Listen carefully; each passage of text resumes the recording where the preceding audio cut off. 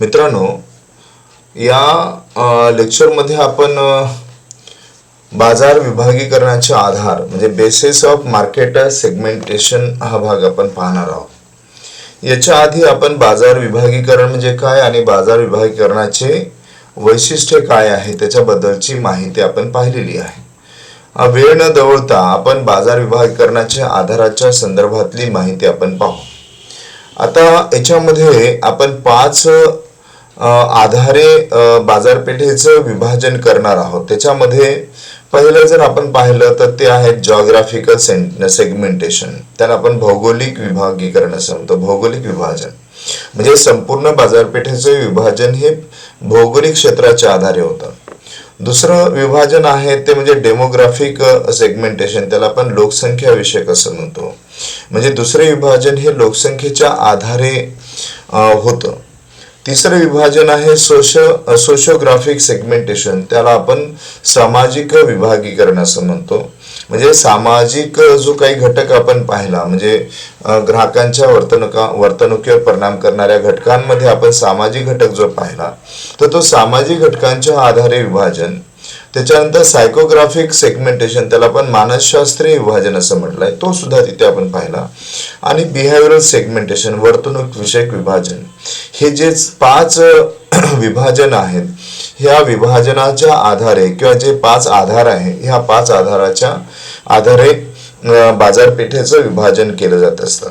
मग आता पहिलं जर आपण जॉग्राफिकल सेगमेंटेशन भौगोलिक विभाजन आपण पाहिलं तर भौगोलिक क्षेत्र जे आहेत म्हणजे भारताचं भौगोलिक क्षेत्र असू द्या, महाराष्ट्राचं भौगोलिक क्षेत्र असू द्या किंवा महाराष्ट्रातील विविध जिल्ह्यांमधलं भौगोलिक क्षेत्र असू द्या, ज्यावेळेस संपूर्ण बाजारपेठेचं विभाजन ह्या एक क्षेत्रानुसार केलं जातं, भौगोलिक क्षेत्रानुसार केलं जातं, त्याला भौगोलिक विभागणी किंवा विभाजन असं म्हणतात. मग त्याच्यामध्ये 3 प्रकारचे भौगोलिक आधार येतात. एक म्हणजे रिजन प्रदेश, दुसरा अर्बन रुरल आणि तिसरा अदर जॉग्राफिकल जे कारण आहेत ते व्हेरिएबल्स. त्याच्यामध्ये पहिलं जे आहे ते म्हणजे region. there exist regional differences in buying habits of people. जर आपण पाहिलं तर प्रदेशानुसार लोकांच्या जे काही खरेदी जे काही सवयी आहेत त्या सवयी आपल्याला डिफरंट पाहायला मिळतात. मग समजा जर महाराष्ट्रातील लोकांच्या खरेदीच्या सवयी वेगळ्या असू शकतात, पश्चिम बंगालच्या खरेदीच्या सवयी वेगळ्या असू शकतात, गुजरात मधल्या व्यक्तींच्या खरेदीच्या सवयी वेगळ्या असू शकतात. अशा प्रकारे खरेदीच्या सवयी वेगळ्या असू शकतात. For example, people in south India prefer coffee while those in north India prefer tea. जे भारतातील दक्षिण भारतामध्ये राहतात ते कॉफी प्रिफर करतात, जे नॉर्थ मध्ये राहतात, उत्तर भागामध्ये राहतात ते चहा प्रिफर करतात. हेच companies prepare separate marketing mix. आणि त्यामुळे कंपनीला भौगोलिक क्षेत्रानुसार मार्केटिंग मिक्स करावं लागतं आणि त्याच्या आधारे भौगोलिक क्षेत्राचं विभाजन होतं. नंबर 1. दुसरं आहे तर शहरी ग्रामीण सेगमेंटेशन. त्याला आपण अर्बन रुरल सेगमेंटेशन असं म्हणतो. आता आपल्याला दिसतं there are difference in buying behaviour of urban and rural areas. According marketing strategies must be designed depending upon their likes, dislikes, preferences, fashion and buying habits. जर आपण पाहिलं तर ग्रामीण आणि शहरी भागातील ग्राहकांच्या जर आवडीनिवडी सवयी ह्या आपल्याला वेगवेगळ्या दिसतात आणि त्याच्या आधारे जे उत्पादक आहेत किंवा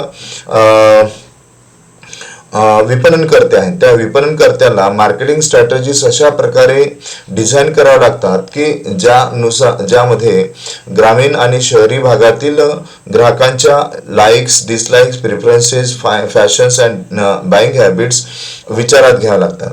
जर आपण पाहिलं तर जर उदाहरणार्थ शहरी भागातील ग्राहक जो आहे तो क्वालिटी ओरिएंटेड असतो, जास्तीत जास्त ट्रेंड कॉन्शियस असतो, जास्तीत जास्त तो दर्जाला, गुणवत्तेला प्राधान्य देतो. तर जो ग्रामीण भागातील जो ग्राहक आहे तो ग्राहक जास्तीत जास्त किमतीला महत्व देतो, त्यांना क्वालिटी तेवढी महत्वाची नसते. आणि त्यामुळे अर्बन आणि शहरी भागात, अर्बन आणि रुरल भागातील जे ग्राहक आहे त्यांच्या सगळ्या प्रकारची वैशिष्ट्यांचा विचार करून सेगमेंटेशन करावं लागतं, विभाजन करावं लागतं. नंबर 3 आहे अदर जॉग्राफिकल व्हेरिएबल्स आहे. मग त्याच्यामध्ये क्लायमेट कंडिशन आहे, टोपोग्राफी आहेत, locality and other geographical variables आहेत यूज टू सेगमेंट मार्केट. जर क्लायमेटचं जर आपण उदाहरण घेतलं तर आपल्याला दिसतं की वेगळ्या प्रकारचं क्लायमेट्स आपल्याला पाहायला मिळतं. मग कोणी दमट एरियामध्ये राहतात, कोणी थंड प्रदेशामध्ये राहतात, कोणी अधिक तापमान असलेल्या वाळवंटी प्रदेशामध्ये राहतात, कोणी अरण्यामध्ये राहतात, कोणी नदीच्या प्रदेशामध्ये राहतात, कोणी टेकडींवर राहतात, कोणी समुद्र किनार राहतात. तर त्या त्या एरियामध्ये जे राहणारे जे ग्राहक वर्ग आहेत त्या ग्राहक वर्गांचं जे काही बाईंग बिहेवियर आहे, वातावरण जसं बदलतं त्या बदलानुसार ग्राहकांना राहावं लागतं आणि त्यामुळे त्यांच्या बाईंग बिहेवियर वेगवेगळे असतात आणि त्यानुसार उत्पादकाला वस्तू आणि सेवांची निर्मिती करावी लागते. त्याच्यानंतर आहे दुसरा जो पार्ट आहे डेमोग्राफिक सेगमेंटेशन. भौगोलिक सेगमेंटेशन हा भाग तुम्हाला समजला असेल. आता आपण डेमोग्राफिक सेगमेंटेशन हा पार्ट आपण पाहूया. त्याच्यामध्ये लोकसंख्येच्या संबंधात येतात. मग लोकसंख्येची बरीचशी वैशिष्ट्ये आहेत. त्याच्यामध्ये वय आहेत, लिंग आहेत, इन्कम आहेत, उत्पन्न, शिक्षण, कुटुंबाचा आकार, कुटुंबाचं जीवनचक्र, वंश आणि धर्म हे सगळे लोकसंख्येची वैशिष्ट्ये आहे. आणि लोकसंख्येच्या वैशिष्ट्यानुसार मार्केटरला जे सेगमेंटेशन करावं लागतं त्याला आपण डेमोग्राफिक सेगमेंटेशन असं म्हणतो. जर आपण पाहिलं तर आपल्याला लक्षात येतं की वयामध्ये this is one of the oldest method of classifying market. Here the population is divided into age group. जसं जर आपण पाहिलं तर जो मार्केटर आहे त्या मार्केटरला जी टोटल पॉप्युलेशन आहे त्या टोटल पॉप्युलेशनला वयाच्या रेंजमध्ये डिवाइड करावं लागतं. जसं लहान मुलं आहेत, चिल्ड्रन्स आहेत, यूथ आहेत, तरुण वय आहेत असणारे ग्राहक आहेत किंवा मिडल एज आहेत, म्हणजे त्याला आपण मध्यम वयीन ग्राहक असं म्हणतो, आणि सिनियर सिटीजन आहे, वरिष्ठ नागरिक आहे. असे 4 जर आपण वयाचे टप्पे जर विचार केला तर त्यानुसार ज्या ग्राहकांच्या आवडीनिवडी वेगळ्या असतात आणि त्यानुसार उत्पादकाला किंवा मार्केटरला सेगमेंटेशन करावं लागतं. दुसरं आहे जेंडर, त्याला आपण लिंग असं म्हणतो किंवा स्त्री पुरुष आहे. There are fundamental differences in the buying habits of men and women. Marketers producing products like cosmetics, perfume, soaps, clothing, shoes, etc. segments the market on the basis of genders. जर आपण पाहतो की स्त्री आणि पुरुषांचं प्रमाण 50-50 असं म्हणतो, मग याच्यामध्ये आपल्याला दिसतं की स्त्रियांच्या आवडी वेगळ्या असतात, पुरुषांच्या आवडी वेगळी असतात. मग त्या कॉस्मेटिक्सच्या संदर्भात असतील किंवा मग परफ्यूमच्या संबंधात आहेत किंवा सोप आहे, साबण आहेत किंवा कपड्यांच्या संदर्भात आहे, शूजच्या संदर्भात आहे.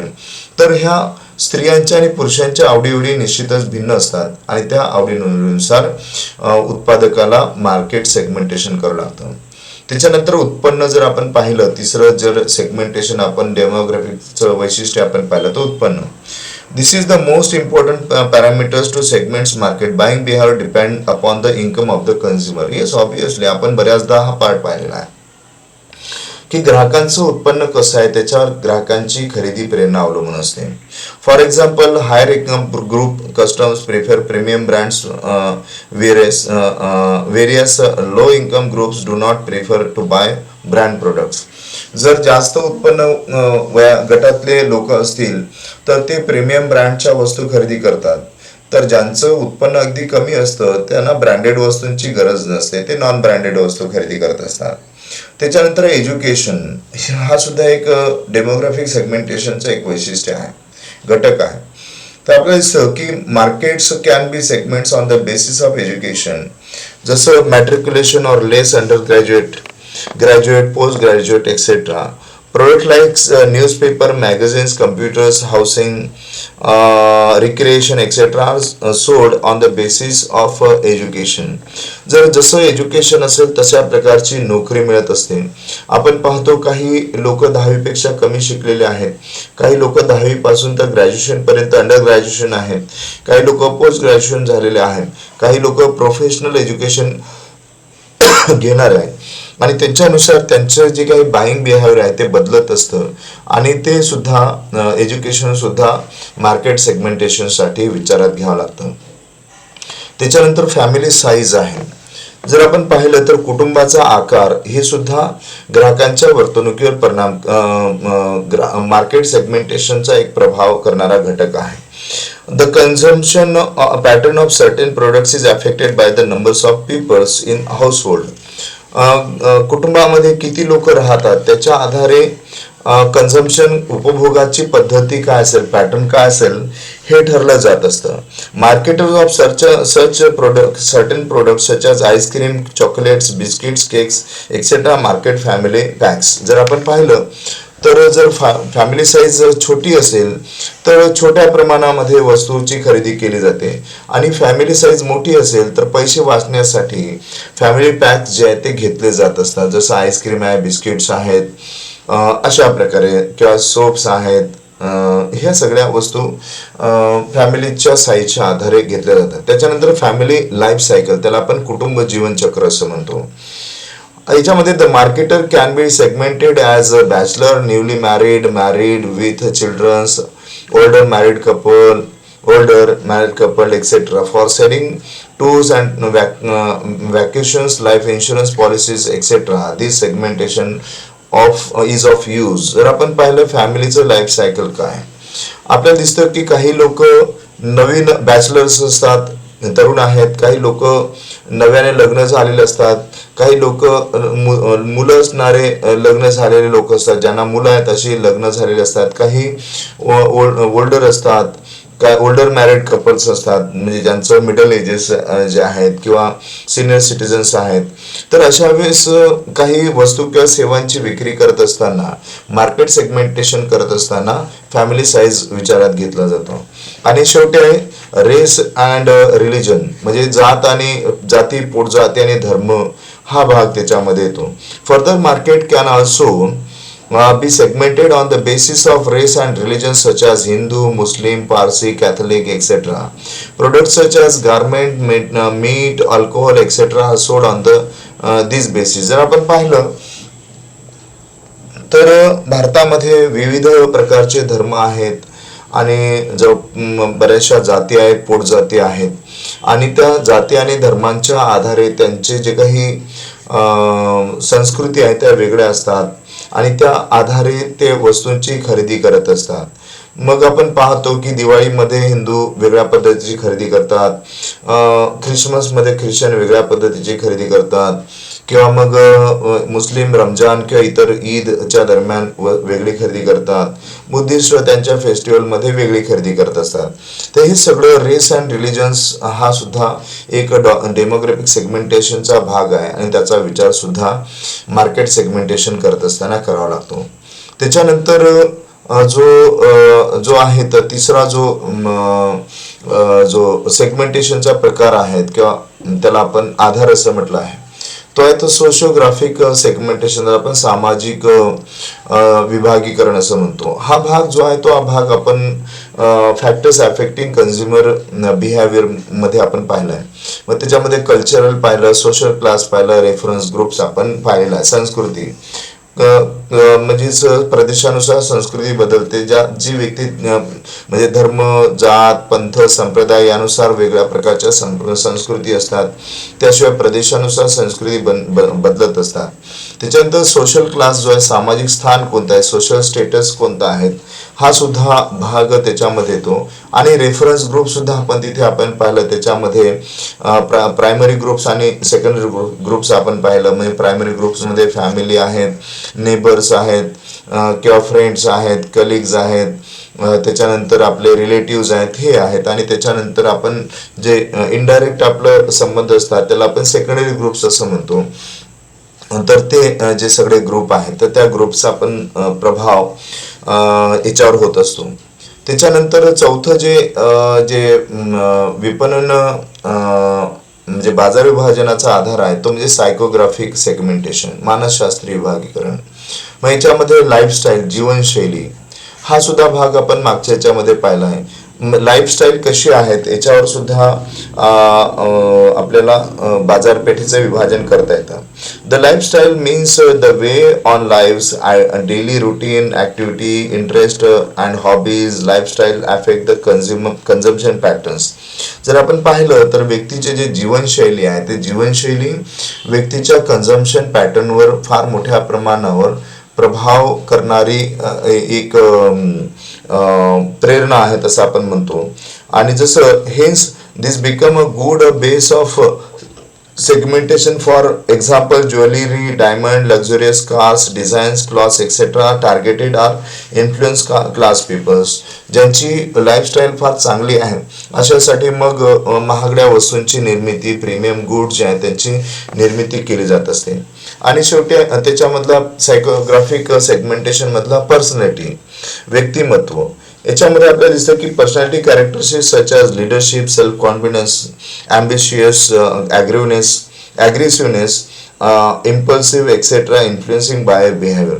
व्यक्तीची व्यक्तिमत्व कसं आहे, तो समाजामध्ये त्याचं व्यक्तिमत्व कसं आहे, तो अति स्वाभिमानी आहे, तो त्याच्यामध्ये लिडरशिपचा गुण आहे, तो अतिशय महत्वाकांक्षी आहे, तो अतिशय त्याच्यामध्ये आक्रमकता आहे. अशा प्रकारचं जे काही व्यक्तिमत्व आपल्याला समाजामध्ये दिसून येतं. आणि त्या व्यक्तिमत्वाच्या आधारे सुद्धा व्यक्ती वस्तू आणि सेवांची खरेदी करत असतो. त्याच्यानंतर आहे ते म्हणजेच बिहेवियरल सेगमेंटेशन, त्याला आपण वर्तणूक विषयी विभाजन असं म्हटलं आहे. त्याच्यामध्ये पहिला आहे युजेस रेट. मग त्याच्यामध्ये आपल्याला दिसतं here marketers are classified are non user, light users, medium users and heavy users. जे वापरणारे, वस्तू खरेदी करणारे जे आहेत ते खरेदी करणाऱ्यांचं जो काही प्रकार आहे त्या खरेदी करणाऱ्या प्रकाराच्या नुसार त्याचं वर्गीकरण केलं जातं. मग त्याच्यामध्ये आपल्याला दिसतं की नॉन युजर आहे, वस्तूची उपयोग न करणारे आहे. किंवा दुसरं आहेत ते म्हणजे लेस युजर आहेत, अगदी कमी उपयोग करणारे व्यक्ती आहेत. तिसरं आहेत ते म्हणजेच त्याला आपण असं म्हणूया की मीडियम युजर्स आहेत. आणि नेक्स्ट आहेत ते म्हणजेच अतिशय जास्त उपयोग करणारे जे आहेत ते. तर ही 4 प्रकारचं वर्गीकरण आपल्याला दिसतं आणि त्याच्या आधारे बाजारपेठेचे जे सेगमेंटेशन आहे ते केलं जात असतं. त्याच्यानंतर आहेत स्टेटस ऑफ द युजर्स, किंवा त्याला आपण युजर स्टेटस असं म्हटलेलं आहे. खरेदी तयारीची पायरी आपण उपयोगकर्त्याची दर्जा, उपयोगकर्त्याचा दर्जा कसा आहे. Consumers can be classified on the basis of user status, जसं non user, ex user, potential user, first time user आणि रेग्युलर युजर. जर आपण पाहिलं तर काही वस्तूंची उपयोग जो आहेत तर आपण त्याच्यामध्ये उपयोगकर्त्यांचा दर्जा जर आपण पाहिला तर आपल्याला दिसतं की काही युजर्स असे असतात की कधी त्या वस्तूचा उपयोग करत नाही.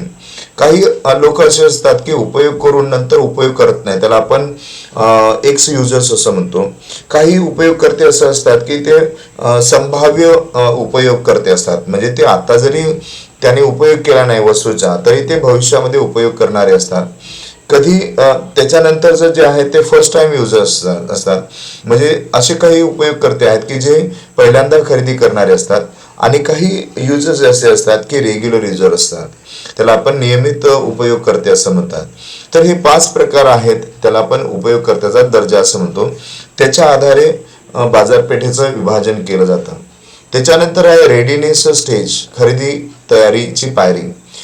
Marketer can be segment on the basis of people readiness to buy the products. आता याच्यामध्ये सुद्धा आपल्याला दिसतं की some peoples are aware of the products. काही खरीददार असे असतात, काही लोक असे असतात की अनअवेअर ऑफ द प्रोडक्ट, वस्तूबद्दल त्यांना माहिती नसतात. Some peoples are well informed and are interested to buy the product. काही खरेदीदार असे असतात की त्यांना वस्तूबद्दलची माहिती असते आणि ती वस्तू खरेदी करण्यासाठी ते नेहमी तयार असतात. Some others may be well inform but not interested to buy the products. काही उपयोगकर्ते असं असतात की त्यांना वस्तूबद्दल किंवा सेवांबद्दल पूर्ण माहिती असते, पण ते वस्तू खरेदी करण्यासाठी ते कधी रुची दाखवत नाही. तर अशा प्रकारे खरेदी करण्याची तयारी जी आहे किंवा खरेदीदाराची तयारीची पायरी आहे, त्या पायऱ्या आपल्याला विचारात घ्याव्या लागतात मार्केट सेगमेंटेशनच्या संदर्भात. हे सगळे बाईंग बिहेवियर आहे. आणि शेवटी बाईंग मोटिव्ह आहे, खरेदी प्रेरणा आहे. मग याच्यामध्ये आपल्याला दिसतं की बाईंग मोटिव्ह वेगळे असू शकतात. मग हे ॲडव्हर्टायझिंगमध्ये आपण बाईंग मोटिव्ह पाहतो. इथे सुद्धा आपल्याला मार्केटिंगमध्ये बाईंग मोटिव्ह पाहायचे असतात. तर बाईंग मोटिव्ह कोणते आहे, तर consumer buy products with different buying motive such as convenience असतं, म्हणजे त्याला आपण सोयीस्करपणा असं म्हणतो, किंवा कम्फर्ट आहेत. काही व्यक्तींना एखादी वस्तू खरेदी केल्यामुळे कम्फर्ट होतं. काही इकॉनॉमी असते, म्हणजे काटकसर करण्यासाठी लोक खरेदी करत असतात. लव्ह अँड अफेक्शन आहे, त्याला आपण प्रेम आणि आकर्षण असं म्हणतो. जेलसी आहेत, म्हणजेच जडाववृत्ती आहेत. आणि त्यासोबत प्रेस्टिज आहे, प्रतिष्ठा आहे. ह्या सगळ्या बाईंग मोटिव्ह आहेत. ह्या सगळ्या बाईंग मोटिव्ह जर आपण पाहिल्या तर कोणत्या ना कोणत्या वस्तू खरेदी प्रेरणा आहे, म्हणजे बाईंग मोटिव्ह जे आहे त्या वस्तूच्या खरेदी करण्याच्या मागच्या असतात. आणि according to marketing mix is offer to them, आणि त्यानुसार मार्केटरला वस्तू ज्या आहेत त्या अवेलेबल करून द्याव्या लागतात. तर अशा पद्धतीने आपण बेसिस ऑफ मार्केट सेगमेंटेशन हा भाग आपण पाहिला. आता एक शेवटला जो भाग आहे तो म्हणजे कस्टमर रिलेशनशिप मॅनेजमेंट, त्याला आपण ग्राहक संबंध व्यवस्थापन असं म्हणतो. आता जर आपण पाहिलं तर कस्टमर रिलेशनशिप मॅनेजमेंट हा आजच्या 21व्या शतकामध्ये मॅनेजमेंट या क्षेत्रामध्ये, म्हणजे मार्केटिंग मॅनेजमेंटमध्ये वापरण्यात येणारा अतिशय महत्त्वाचा शब्द आहे. CRM is business strategy to create and maintain a better relationship with customers by understanding their unique need and behavior. Customer relationship management काय आहे, तर एक बिझनेस स्ट्रॅटेजी आहे. हे एक व्यवसायाचं डावपेचा तंत्र आहे, ज्यामध्ये ग्राहक निर्माण केले जातात आणि त्यांच्यासोबत जी रिलेशनशिप आहेत, चांगल्या दर्जाची रिलेशनशिप मेंटेन केली जाते. तर ते कशासाठी केले जाते, by understanding their unique need and behaviour. त्यांचं जे काही एकमेव अशा प्रकारची गरज आणि त्यांचे जे काही वर्तणूक आहे ती वर्तणूक ओळखून आणि त्याचा विचार करून ग्राहकांना ग्राहक निर्मिती करणे आणि त्यांच्यासोबत चांगले रिलेशन्स टिकवून ठेवणे ही एक आजच्या कस्टमर रिलेशनशिप मॅनेजमेंटची एक व्यावसायिक स्ट्रॅटेजीज आहे. तर it is an art of managing the organisations relationship with the customers and prospective clients.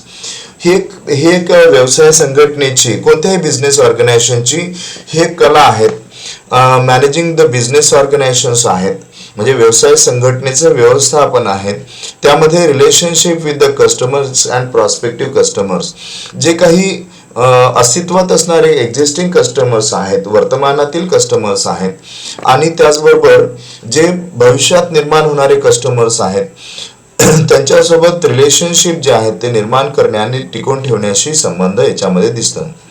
आता knowing your customers better will enable you to serve them better, to keep them loyal forever. म्हणजेच काय, तर आपल्याला दिसतं की ग्राहकांना ओळखण्यापेक्षा, चांगल्या प्रकारे ओळखण्यापेक्षा ग्राहकांना नेहमीसाठी जर लॉयल बनवलं किंवा नेहमीसाठी जर निष्ठावान बनवलं तर ते ग्राहक त्या व्यवसायापासून तुटत नाही. याचा अर्थ ग्राहकांशी तुमचा नियमितपणे संबंध राहू शकतो. तर अशा प्रकारची स्ट्रॅटेजी आपल्याला दिसून येते. कस्टमर रिलेशनशिप मॅनेजमेंटच्या संदर्भात एक व्याख्या आपण पाहू आणि मग त्याचे टेक्निक्स ऑफ CRM आपण पाहू.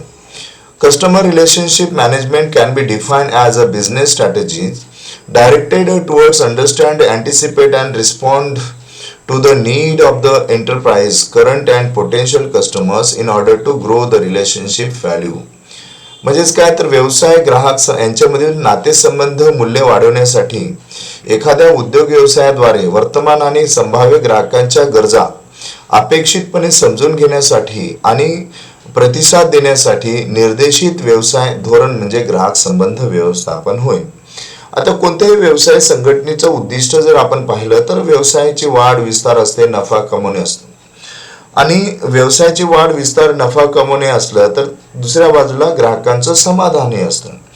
ज्यावेळेस वस्तू आणि सेवांच्या उपयोगामधून ग्राहकांचं समाधान होतं तर अशा वेळेस ग्राहकांच्या गरजा ज्या आहेत त्या भागवल्या जात असतात. म्हणजे त्याच्यासाठी ग्राहकांच्या गरजा समजून घेणं गरजेचं असतं आणि त्या गरजा समजल्यानंतर ग्राहकांना त्या गरजांना प्रतिसाद देण्यासाठी ग्राहकांच्या आवडी-निवडी, अपेक्षा किंवा गरजानुसार वस्तू आणि सेवांची निर्मिती करणं गरजेचं असतं. आणि हे सर्व कस्टमर रिलेशनशिप मॅनेजमेंटच्या माध्यमातून होत असतं. तर आपण आता टेक्निक्स ऑफ कस्टमर रिलेशनशिप मॅनेजमेंटकडे आपण वळूया. काय आहे ग्राहक संबंध व्यवस्थापन जर चांगले ठेवायचे असेल म्हणजे ग्राहक निर्माण करणे आणि ग्राहकांशी जे काही निर्माण झालेले संबंध आहेत ते कायमस्वरूपी ठेवणं यासाठीची तंत्र कोणते आहे तर नंबर 1 आहे ते म्हणजे क्वालिटी प्रोडक्ट.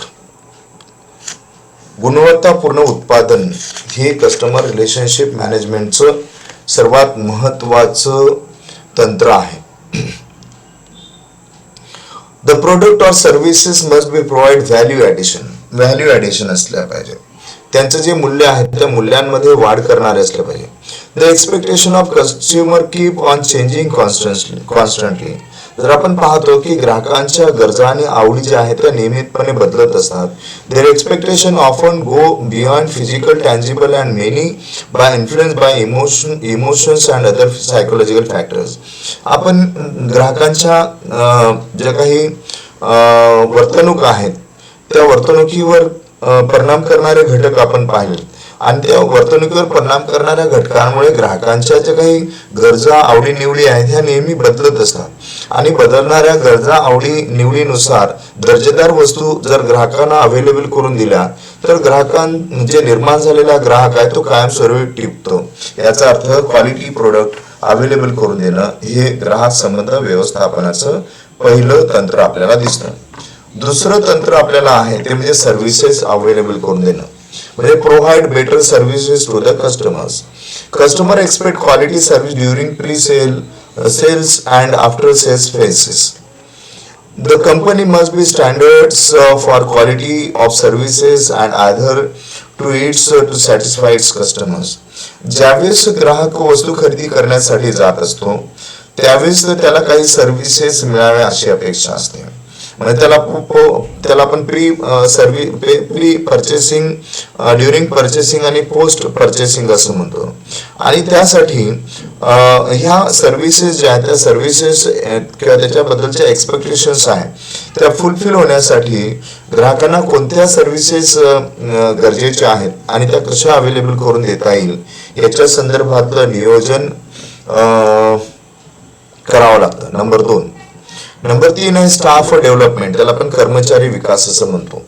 म्हणजे स्टाफ डेव्हलपमेंट याचा अर्थ काय आहे तर जो कंपनीचा किंवा व्यवसाय संघटनेचा स्टाफ असतो त्या स्टाफने कर्मचाऱ्यांशी योग्य पद्धतीने किंवा ग्राहकांना योग्य पद्धतीने हँडल करणं हे गरजेचं असतं.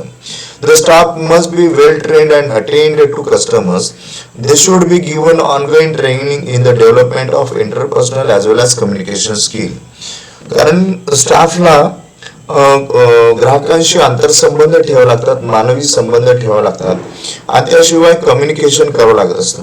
आणि त्यामुळे ग्राहकांना तयार करणं, ग्राहकांना त्यांचा विश्वास डेव्हलप करणं आणि ग्राहकांना कंटिन्यू ठेवणं यासाठी योग्य पद्धतीने कम्युनिकेशन करणं, त्याच्यासोबतच जे इंटरपर्सनल स्किलचा वापर करणं त्याच्यामुळे ग्राहक टिकून राहील.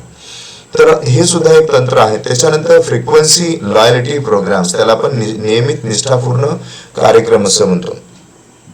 आपण पाहतो की many company offer frequency loyalty programmes that reward customers who buy frequently or use of various services frequently. जर आपण पाहिलं तर काही लोक असे असतात, काही ग्राहक असे असतात की एखादी विशिष्ट वस्तू किंवा सेवा एखाद्या विशिष्ट दुकानातून किंवा जे काही बिझनेस ऑर्गनायझेशन आहेत किंवा कंपनी किंवा शॉप आहे तिथून ते परचेस करत असतात. म्हणजे ते रेग्युलर कस्टमर्स आहेत, ते फ्रिक्वेंट कस्टमर्स आहेत. मग जर आपण उदाहरण जर आपण पाहिलं तर airlines offer frequent flare programs, hotels give rooms upgraded their frequent guests, and supermarkets give patronage discount etc. जर आपण पाहिलं तर आपल्याला दिसतं की एअरलाइन्स मध्ये फ्रिक्वेंटली फ्लेअर प्रोग्राम्स राबवले जातात. हॉटेल्स जे रूम्स आहेत अपग्रेड केले जात असतात, जे फ्रिक्वेंटली येणारे जे कस्टमर्स आहेत त्या फ्रिक्वेंटली गेस्ट आहेत त्यांना दिले जातात. किंवा सुपर मार्केटमध्ये पॅट्रोनेज डिस्काउंट दिले जातात जे फ्रिक्वेंटली येत असतात अशांना. त्याच्यानंतर कम्युनिकेशन विथ कस्टमर्स हे सुद्धा एक त्याला आपण ग्राहकांशी संवाद असं म्हटलेलं आहे. हे सुद्धा एक तंत्र आहे ग्राहकांसोबत संबंध प्रस्थापित करण्याचं, ते टिकवून ठेवण्याचं. Regular interaction with customer must be maintained. The business owner must find new and innovative ways to stay in touch with his customers. ग्राहकांसोबत संपर्क सतत ठेवणं हे महत्वाचं असतं आणि सतत संपर्क ठेवण्यासाठी विविध संप्रेषणाचे जे माध्यम आहेत, कम्युनिकेशनचे जे माध्यम आहे त्या कम्युनिकेशनच्या माध्यमाचा उपयोग करावा लागतो. आणि त्यासाठी माध्यमाचा उपयोग करत असताना जे इनोव्हेटिव्ह वेज आहेत, जे नाविन्यपूर्ण मार्ग आहे, त्या नाविन्यपूर्ण मार्गाचा अवलंब करावा लागतो. जर नाविन्यपूर्ण मार्गाचा अवलंब केला तर ग्राहक टिकून राहतात. म्हणजे ग्राहकांशी संबंध ठेवण्याचा हे संपर्क ठेवण्याचं हे सुद्धा आहे.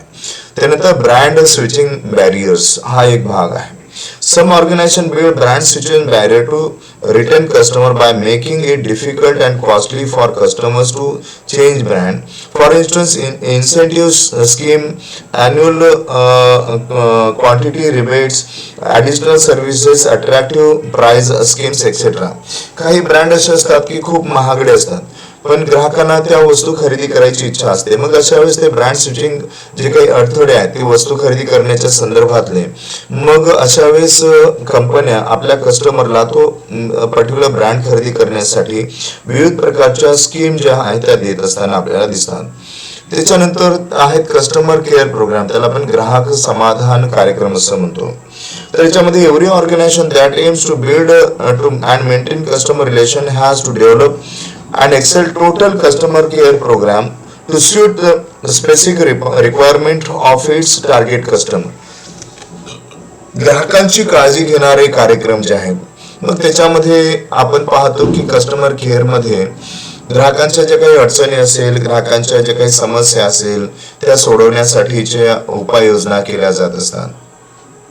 त्याच्यानंतर कॉल सेंटर्स. आपल्याला कॉल सेंटर हा शब्द माहिती आहे. Many companies hire services of call centers for communicating with customers. जसं आपण पाहतो की एखादी जसं टोल फ्री नंबर आहे ते कॉल सेंटर्सच एक पार्ट आहे. म्हणजे कंपन्या आपल्या उत्पादनच्या पॅकेजिंगवर टोल फ्री नंबर देत असतात. म्हणजे आपल्याला काही अडचणी आल्या तर त्या टोल फ्री नंबरवर आपण जर फोन केला तर आपल्याला कंपन्या आपल्या ज्या काही समस्या आहेत त्या सोडवण्यासाठी मदत करतात. किंवा त्या कॉल सेंटर्सवरून म्हणजेच कंपन्या स्वतःचे कॉल सेंटर्स उभारण्यापेक्षा काही कॉल सेंटर जे आहेत ते ऑलरेडी उभारलेले आहेत त्यांच्या सेवा हायर करतात आणि ग्राहकांशी संपर्क साधत असतात.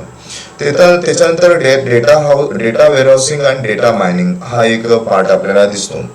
म्हणजेच डेटा वेअरहाऊसिंग म्हणजेच काय तर ज्या कंपन्या आहेत त्या कंपन्या आपल्या ग्राहकांच्या बद्दलची माहिती जी आहे ती स्टोअर करत असतात सॉफ्टवेअर मध्ये, त्याला आपण डेटा वेअरहाऊसिंग असं म्हणतो. आणि त्याच्यामधून स्टोअर केलेल्या डेटामधून कंपनीला आवश्यक असणारी जी काही माहिती आहे ती माहिती घेत असतात, त्याला डेटा मायनिंग असं म्हणतात. तर डेटा वेअरहाऊसिंग आणि डेटा मायनिंग हे सुद्धा techniques of building of CRM आपल्याला दिसून येतं. त्याच्यानंतर कंपन्या सॉफ्टवेअर CRM सॉफ्टवेअरचा उपयोग करताना आपल्याला दिसतात. त्याच्यानंतर युजेस ऑफ सोशल मीडिया. अनेक प्रकारची सामाजिक माध्यम आहे आताच्या परिस्थितीमध्ये. जर आपण पाहिलं ट्विटर आहेत, फेसबुक आहेत, इंस्टाग्राम आहे, टेलिग्राम आहेत, त्याच्यानंतर व्हॉट्सअप आहेत. हे असे अनेक प्रकारचे सोशल मीडिया आहे, त्या सोशल मीडियाचा वापर सुद्धा करताना आपल्याला दिसतात. आणि शेवटी एक कस्टमर डिलाईट, त्याला आपण ग्राहक आनंद असं म्हणतात. याच्यामध्ये another techniques of maintaining relation with customer is to delight them. ग्राहकांना आनंदी ठेवणे. Customer delights is a situation where the business owner is able to exceed the customer expectation. ग्राहकांच्या ज्या अपेक्षा आहेत त्या अपेक्षा वाढवणं म्हणजेच ग्राहकांना आनंदी करणं होय. म्हणजे ग्राहकांच्या अपेक्षापेक्षाही चांगली वस्तू ग्राहकांना अवेलेबल करून देणं. तर अशा पद्धतीने जर ह्या सगळ्या तंत्रांचा वापर जर व्यवसाय संघटनेने केला तर त्याच्यातून कस्टमर रिलेशनशिप जे मॅनेजमेंट आहे, ग्राहक संबंध व्यवस्थापन आहे, ते निर्माण करण्याचे म्हणजे ग्राहकांशी जे संबंध आहे ते निर्माण करणे आणि ते मेंटेन करण्यासाठी जे जे तंत्र आहे, तंत्राचा वापर कंपन्या करत असतात आणि त्याच्यातून ग्राहक मोठ्या प्रमाणात जुळताना आपल्याला दिसतात. तर अशा प्रकारे आपण पहिला टॉपिक जो आहे इंट्रोडक्शन टू मार्केटिंग हा इथे आपण संपवलेला आहे. पुढच्या लेक्चर्समध्ये आपण पुढचा टॉपिक आपण पाहूया. ठीक आहे, इथे आपण थांबू.